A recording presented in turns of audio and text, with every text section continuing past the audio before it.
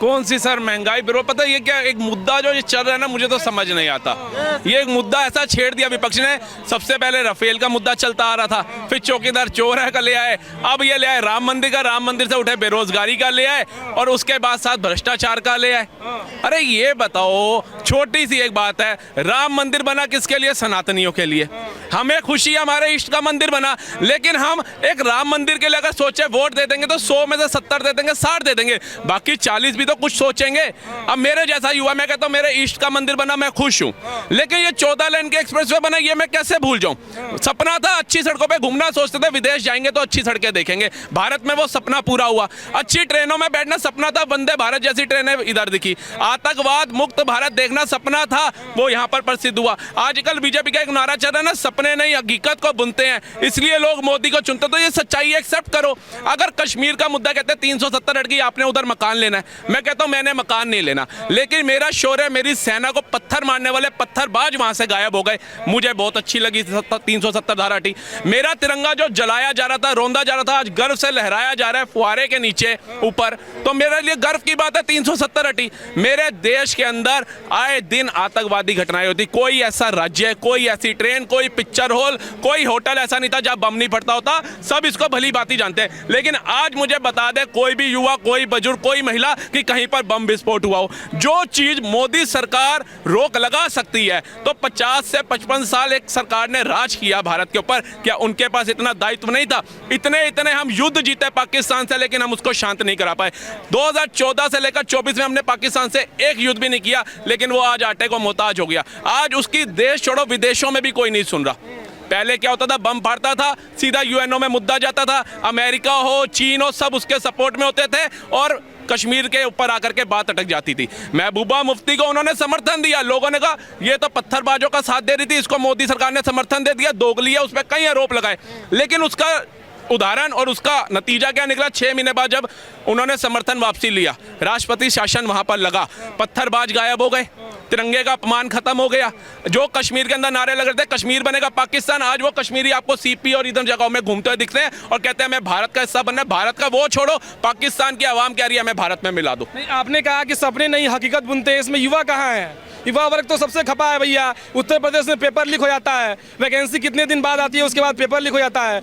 कैसे सरकार चलती है? देखिए, हम तो परमात्मा का भी शुक्र मानते हैं, ठीक है पेपर लीक हुआ, शरारती था तो हर जगह पाए जाएंगे, लेकिन कम से कम वो आरोपी पकड़े तो गए, कार्रवाई तो हो रही है। कम से कम किसी चीफ मिनिस्टर ने आकर के ये तो बोला कि अब आपसे कोई पैसा, कोई फीस, कोई फैसिलिटी की चार्जेस नहीं लिए जाएंगे, सब कुछ किया जाएगा। कम से कम चलो, हम कहते हैं जो हुआ दुखदायक है। जो बच्चा मेहनत करता है सालों लगा करके, उसे पता है उसका परिश्रम क्या था। ठीक है, पेपर लीक हो जाना, लेकिन जब जब इलेक्शन आते हैं तब तक ऐसी जो चीजें हैं वो उत्पन्न होती है। ऐसा नहीं है एक परिवार के अंदर अगर 10 सदस्य रह रहे हैं और एक परिवार ने एक छोटी सी सुई, क्या एक छोटा सा रील भी रख दी ना कहीं पे, तो उसको भी ढूंढने में टाइम लगता है। ऐसे तो इतना बड़ा यूपी स्टेट है, अगर वहां पेपर लीक हुआ है, निंदनीय है। कार्रवाई हुई, जो दोषी थे वो आज पकड़े भी गए हैं, कल या आज में मैं देख रहा था न्यूज के अंदर, तो अच्छी बात है, पकड़े जाए, उनको सजा मिले, ताकि आगे से कोई ऐसा काम करने वाला हो उसके मन में डर हो। पहले डर नहीं था। सवाल ये उठ रहा है कि हकीकत तो ये अंबानी अडानी के लिए बुनते हैं, बात तो सिर्फ घूम फिर के वहीं आ जा रही है ना। सर मेरे को बताइए, शौचालय योजना आई, उद्यमी योजना आई, औषधि योजना आई, जहाँ झुग्गी वहाँ पक्का मकान, आवास योजना आई। ये क्या अंबानी को चाहिए या मेरे जैसे युवा को चाहिए? गरीबों को चाहिए शौचालय, मुझे तो नहीं चाहिए गरीबों का हक, मुझे तो नहीं चाहिए झुग्गी वाला पक्का मकान। मेरा मकान हमारे बाप दादा की मेहनत से मिल गया हमें, उसको हमने और अच्छे से बना दिया मेहनत करके, हम खुश हैं। तो ये गरीबों के लिए चीजें हैं, आप अडानी अंबानी से क्यों जोड़ते हो? और अडानी अंबानी जो 2014 के बाद पैदा हुए हैं भारत के अंदर, उससे पहले उनका कोई अस्तित्व भी नहीं था, वो कहीं मायना ही नहीं रखते थे भारत के अंदर। क्या बात करें, पोर्ट से लेकर के कितने ऐसी चीजें, ऐसी कंपनियां, कैसे उद्योग आपकी सरकार में, रॉबर्ट वाड्रा के राज में मिले उनको, उस पर कोई प्रश्न चिन्ह नहीं है, उस पर उठाइए। अगर आज वो अपनी, आज उन्होंने 1000 करोड़ रुपए अपने लड़के की शादी में लगा दिया है, तो लगाया ना। बड़े बड़े धुरिंदर, पूरी बॉलीवुड से लेकर पंजाब के सिंगर, क्या बाहर के, क्या सब उसने लगा दिया। उसकी काबिलियत है, मेरी काबिलियत होगी। यहाँ पर कौन सा ऐसा बंदा है खड़ा हुआ जिसके पास पैसा होगा लेकिन वो अपने बच्चे की शादी अच्छे से नहीं करना चाहता होगा, अपने बच्चे को अच्छा जीवन नहीं देना चाहता होगा? कोई एक आकर के कहता है कि मेरे पास 1 करोड़ रुपया बैंक बैलेंस है, लेकिन मैं अपने बच्चे की शादी टेंट में करूंगा, बैंक्वेट छोड़ के। मेरे पास 1 करोड़ रुपया है, मैं अपने बच्चे को साइकिल दूंगा दहेज में, गाड़ी छोड़ करके। कोई बोले? देखिए आप मेहनत करते हैं अपने परिवार के लिए करते हैं, किसी दूसरे के लिए नहीं करते। नहीं, देश की युवा राहुल गांधी को पसंद कर रहे हैं, कहीं ना कहीं से वो ग्राफ जो है पॉपुलैरिटी वाला वो बड़ा हुआ है राहुल गांधी का। हम तो कहते हैं अगर राहुल गांधी जी वो कर रहे हैं तो अच्छी बात है, जो उनके साथ जाना चाहता है, उनको लगता है कि उनका भविष्य उसके साथ है तो जाना चाहिए। लोकतांत्रिक देश है, सबका अपना विचार है। लेकिन मेरे जैसे युवा का है, अगर मैं कंपेयर करता हूं, मैं किसी को सपोर्ट नहीं कर रहा यहाँ पे कि वो अच्छा फलाना चाहिए, लेकिन अगर मैं कंपेयर करता हूं तो मैं कई जगह राहुल गांधी जी का एक बयान सुनता हूं, मेरे को बड़ी आहत पहुंचती है कि इन हिंदुत्ववादियों को उखाड़ के बाहर फेंकना होगा। सर आप किन हिंदुत्ववादियों को उखाड़ के बाहर फेंकने की बात कर रहे हैं? मैं खड़गे जी का भी हाल ही में बयान सुन रहा था कि मोदी जी तीसरी बार आते हैं तो सनातन को बढ़ावा मिलेगा, आरएसएस को बढ़ावा मिलेगा। आरएसएस को बढ़ावा मिलेगा आपकी सोच होगी, लेकिन सनातन को क्यों नहीं बढ़ावा मिलना चाहिए? लालू यादव भी बोल रहे हैं मोदी जी हिंदू नहीं है, उनका बयान आया है। देखिए इतने लालू जी को ना, जब कहते हैं ना 3 उंगलियां किसी के ऊपर और एक अपने ऊपर भी होगी, ठीक है? लालू जी अपने आप को हिंदू बोलते हैं और क्या कहते हैं, मैं यादव हूं, कृष्ण जी का वंशज हूं। है कौन सा वंशज कृष्ण जी का? लालू प्रसाद यादव जैसा जो सावन के अंदर मटन बनाता है। और कौन सी कश्मीरी पंडित बहन हमारी प्रियंका गांधी जी वो मटन को चप चप के खाती है। कौन सा जनेऊधारी ब्राह्मण राहुल गांधी जी उस मटन को बनाता है उनके साथ। आप लोगों ने सनातन का अपमान करने में अगर कोई पॉइंट छोड़ा है तो मुझे बताइए। सनातन डेंगू मलेरिया सुप्रीम कोर्ट ने फटकार लगाई है स्टैलिन के बेटे को, लेकिन आप उसको लेकर के गठबंधन के साथ चलते हैं। मतलब आपका उद्देश्य क्या है कि सनातन को रोन दो, हिंदू को रोन दो, हिंदू चुप रहेगा। क्योंकि ना हिंदू ने 47 में कुछ बोला, ना 50 में बोला, ना 60 में बोला, ना 75 में बोला। आज तक बोला है? नहीं बोला। ये राजा का बयान सुने कि नहीं? ये राजा का बयान नहीं, उन्होंने भी सनातन के ऊपर बयान दिया है। क्या कह तो रहा हूं, आप किसी और धर्म पे बयान दिलवा दो किसी का। मैं कहता हूं घर से ना उठा दें, नाम बदल देना। सर ये सनातन है ना, अभी ये भीड़ के अंदर ही 2 लोग ऐसे आएंगे वो सनातन का विरोध करेंगे, बाकी सारे मूर्ख बन के देख रहे होंगे, कोई बोलेगा नहीं। लेकिन किसी और धर्म का एक बंदा आवाज उठा दे, देखना यहाँ पर कैसे उसको रोन देंगे, पेल देंगे अच्छे से। तो सनातन का दुर्भाग्य यह है कि उसकी आशा क्या रहती है कि उसको बचाने के लिए गुरु गोविंद सिंह साहिब जैसे बंदे आएंगे, झांसी की रानी आएंगी, शिवाजी आएंगे, महाराणा प्रताप आएंगे। वो आस पे रहता है कि हमारे को बचाने के लिए कोई ना कोई अवतार लेगा, लेकिन वो अपनी आवाज नहीं उठाएगा। देखिए मोदी जी घूम रहे हैं, बंगाल की यात्रा कर रहे हैं, बिहार अभी वो बिहार में है, लेकिन वहां से विपक्ष बोल रहा है कि बिहार से तो उखाड़ फेंकेंगे हम भैया। वो तो देखो राजस्थान से भी फेंकना चाह रहे थे, छत्तीसगढ़ से भी फेंकना चाह रहे थे और एमपी से भी फेंकना चाह रहे थे। लेकिन हम तो एक चीज जानते हैं सर, 3 राज्यों के नतीजों से कुछ पार्टियां ऐसी शर्मसार हो गई, उस दिन से बेचारी ईवीएम गुनाहगार हो गई। ईवीएम का रोना, ईवीएम हैक करके जीतने वाली पार्टी से और उम्मीद क्या किया जा सकता है? यही तो आरोप लगता है। हाँ क्या बात है। तेलंगाना में सरकार बनाई थी, रिजाइन दे देते, कहते जी ईवीएम से जीते, हम इसको एक्सेप्ट नहीं करते, हम रिजाइन देते हैं, बैलेट पेपर से कराओगे तो हम पदभार संभालेंगे, नहीं तो नहीं करते। सुनिए राहुल गांधी जी भारत जोड़ो यात्रा करते हैं, भारत जोड़ो न्याय जोड़ो यात्रा करते हैं, ईवीएम हटाओ यात्रा क्यों नहीं करते? उनके फॉलोवर्स, उनके सपोर्टर ही ईवीएम के ऊपर क्यों बात करते हैं?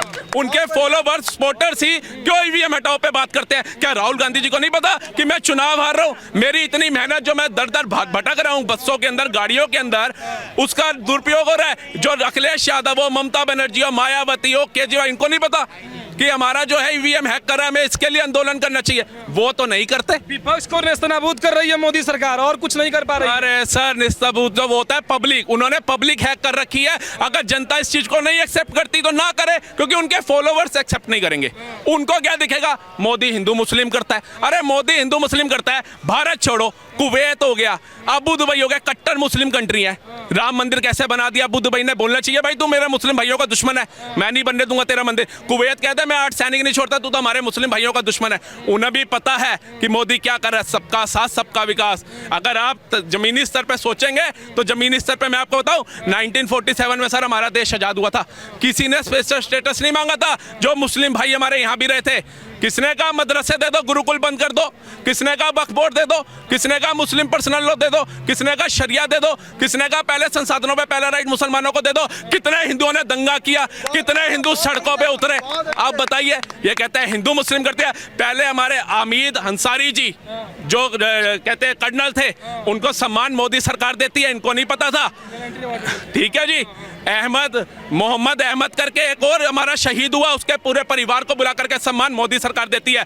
हमारी आजादी में पहली शनाई बजाने वाले बिस्मिल्लाह खां जी, उनको कहते हैं पुरस्कार मोदी सरकार देती है। आप लोगों ने किया क्या मुसलमानों के लिए? आपने सिर्फ मुसलमान हिंदू की राजनीति करी, अब वो चलनी बंद हो गई। लेकिन सबका साथ सबका विकास में पिछड़ा वर्ग कहाँ है? पिछड़ा वर्ग तो है नहीं। इनके ऊपर सवाल ये भी उठता है कि ये ओबीसी नहीं है, ये भी तो बीच बीच में उठ रहा था ना। देखिए जी, कल को तो ये कह देंगे कि ये राहुल मेहता यहाँ खड़ा है, ये ब्राह्मण भी नहीं है, ये भाई यहाँ पे खड़े हैं, ये दलित भी नहीं है, वो ओबीसी, इनका क्या है? ये एक बात बताओ, आप क्यों बता रहे हो ये दलित है, ये जाट है, ये गुज्जर है, ये ब्राह्मण है, ये शौर्य है, ये वैश्य है?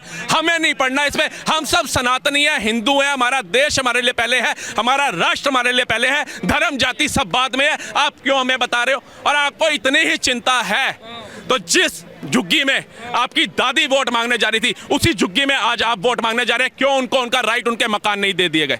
क्यों उनको उनका राइट नहीं दिया? क्यों आज भी ठेली लगाने वाला गरीब गरीब ही है? इन्होंने क्या किया? इमरजेंसी लगाई, लोकतंत्र की धज्जियां उड़ाई, उसका माइंड डाइवर्ट करने के लिए वो कर दी नसबंदी। नसबंदी कराने का जिस गरीब के पास गए ना, उसने कहा भाई तू मेरी कर रहा है, ठीक है, मैं आबादी ना बढ़े योगदान देता हूं। क्या तूने इंदिरा गांधी के परिवार की नसबंदी करी? कह रहा नहीं, कह रहा नहीं, वो सब पढ़े लिखे हैं। कह रहा अच्छा, कह रहा तूने अपने परिवार में नसबंदी कराई किसी? कह रहा नहीं, हम भी पढ़े लिखे। तो वो कहता सालो हमें पढ़ाओ लिखाओ ना, नसबंदियां क्यों करा रहे हो हमारी? तो इनका जो माइंड मेकअप था ना, वो यही था, अनपढ़ रखो, ये गरीब रहेंगे, अनपढ़ रहेंगे तो इनको इनकी सहूलियत, इनको इनकी विशेष पता ही नहीं चलेंगी, इनका एम क्या है। लेकिन आज युवा अगर जागरूक हो रहा है, पढ़ लिख रहा है, तो इनको लग रहा है बेरोजगारी बेरोजगारी, कहीं किसी को किसी की जुदाई मार गई, किसी को महंगाई मार गई। गाना किसके दौर का था? महंगाई डायन खाया जाता है, किसके दौर का था? उस समय क्या सारे बिल्ला टाटा बने हुए थे? लेकिन वही जब मोदी जी कह देंगे कि रोजगार जो है नीचे तबके का भी है, नीचे का है। ईडी सीबीआई लगा देते हैं ये। अरविंद केजरीवाल के 3 मंत्री हैं, हेमंत सोरेन चले गए, सबके पीछे तो यही लगा रहे हैं। सर ये कोर्ट किसके लिए? क्यों नहीं जाते? मानहानि का केस क्यों नहीं डालते? मेरे को ईडी और सीबीआई परेशान कर रही है बार बार आकर के, मेरा सम्मान मेरी इज्जत को ठेस पहुंचा रही है। क्यों नहीं ये शोषण का केस डालते उसके ऊपर? नहीं डालेंगे। चोर, जिनको पता है मैं चोर हूं, वो क्यों जाएगा कोर्ट? अब ये कहेंगे ईडी सीबीआई कोर्ट वोट सब बिका हुआ है मोदी राज में। तो जो मेयर चुनाव हुआ चंडीगढ़ के ऊपर, उसके आपके हक में कैसे सुप्रीम कोर्ट ने फैसला दे दिया? लोकतंत्र खतरे में क्यों नहीं हुआ? हिमाचल के अंदर 25 एमएलए भाजपा के सस्पेंड कर दिए गए। लोकतंत्र की हत्या नहीं थी? इमरजेंसी लगा करके सबको जेलों में ठूस दिया गया। क्या रिपोर्टर, क्या नेता, क्या आम जनता? कोई जमानत के लिए अपील नहीं कर सकता था, कोई कोर्ट नहीं जा सकता था, कोई अपनी आवाज नहीं लगा सकता था। क्या वो लोकतंत्र की हत्या नहीं थी? ममता बनर्जी एक अलग ब्रिगेड की वो कर रही हैं, तैयारी कर रही हैं। वो ब्रिगेड रोकेगा भाजपा को वहां से जितने। देखिए ये जितने बच्चा बचाओ पार्टी है ना, ये ईंट और चोटी का दम लगा ले, मोदी का बाल भी बाका नहीं कर सकते। सर ममता क्या चाहती है?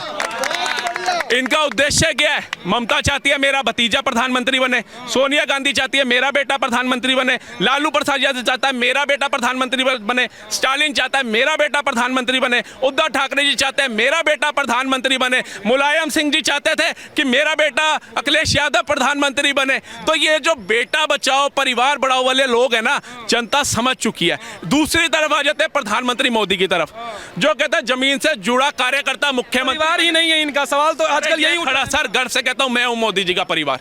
जो बंदा मेरे देश के अंदर, जो बंदा मेरे देश के अंदर मेरे देश की जनता को बम धमाकों से बचाता है, आतंकवादियों से बचाता है, मैं हूं मोदी का परिवार। जो मेरा शौर्य, मेरी सेना को पत्थर मारने वाले पत्थरबाजों को भगाता है, मैं हूं मोदी का परिवार। जो बंदा मेरा तिरंगे का अपमान कश्मीर में हो रहा था, आज वो गर्व से लहरवाता है, मैं हूं मोदी का परिवार। जो पाकिस्तान आए दिन हमें बम की धमकी देता था, हिंदुओं को गाली देता था, आज उसने भिखमंगा बनाया, मैं हूं मोदी का परिवार। जिसने जम्मू के अंदर पैदल छोड़ो, साइकिल पे कोई नहीं चल सकता था, आज जम्मू से श्रीनगर तक ट्रेन चला दी, मैं हूं मोदी का परिवार। क्या बात कर रहे हो आप? सिर्फ तुलना करोगे बेरोजगारी। बेरोजगारी आपने कभी सर्च किया? आप कहते हैं गोदी मीडिया, क्योंकि विडंबना क्या है? विडंबना क्या है सर इसकी? जो तिलक लगा ले वो मोदी का नजदीकिया, और जो विकास की बात करे वो गोदी मीडिया। ये चक्रव्यूह चला रखा है। अभी कोई बंदा तिलक लगा करके आएगा और वो कहेगा भैया मैं हरिद्वार गया था, मेरे पिताजी के टाइम में 8 घंटे लगते थे, आज मैं 3 घंटे के अंदर हरिद्वार पहुंचता हूँ। तो कहेगा अरे मोदी भक्त है, मोदी भक्त है, मोदी भक्त है। यही तो सवाल उठ रहा है कि इनके इतने मंत्रालय में सिर्फ एक ही मंत्रालय काम कर पाया है, सड़क परिवहन मंत्रालय, यानी नितिन गडकरी जी। बाकी कोई मंत्रालय अच्छे से काम नहीं किया। अच्छा। स्मृति ईरानी पे सवाल उठता है, अमेठी से जा रही है इस बार। अच्छा, क्या लग रहा है? देखिए सोचने में और बोलने में कोई घाटा नहीं है, क्योंकि ये जीभ जो है ना इसमें हड्डी नहीं होती, और बुजुर्ग कह गए ये अच्छे अच्छों की हड्डियां तोड़वा देती है। ठीक है, अगर इस बार राहुल गांधी जी गए अमेठी से तो वहाँ स्मृति ईरानी का जमानत जब्त हो जाएगा, ऐसी कयास लगा। अरे सर मेरी बात बताओ, ये कहते हैं भाजपा डरी, स्मृति ईरानी डरी, गडकरी जी डरे, वैष्णव जी डरे, एस जयशंकर सब डरे हैं। राज्यसभा का नामांकन जो है सोनिया गांधी जी भर के आ जाती हैं। सब डरे हैं भाजपा के अंदर। अमेठी छोड़ करके केरला में राहुल गांधी जी भाग जाते हैं। सब छोड़ डरे हुए हैं भाजपा के अंदर। इनके बड़े बड़े दिग्गज नेता भाजपा ज्वाइन कर लेते हैं। सब डरे हुए हैं भाजपा के अंदर। कुवैत से सैनिक लौट आते हैं। अभिनंदन जैसा शूरवीर आ जाता है। तो ये सब डरे हुए हैं और अब भारत मोदी की मान रहे हैं। पुतिन रूस सबसे पावरफुल कंट्री कहता है कि मोदी एक भारत को ऐसा प्राइम मिनिस्टर मिला है जो डंके की चोट पे कहता है मेरे देश की, मेरे राष्ट्र हित की बात करोगे तो आओ वरना मत आओ। बाइडन कहता रह गया तेल मत लेना, तेल मत लेना। मोदी ने डंके की चोट पे रूस से रूबल के अंदर तेल खरीदा। दम है रोको।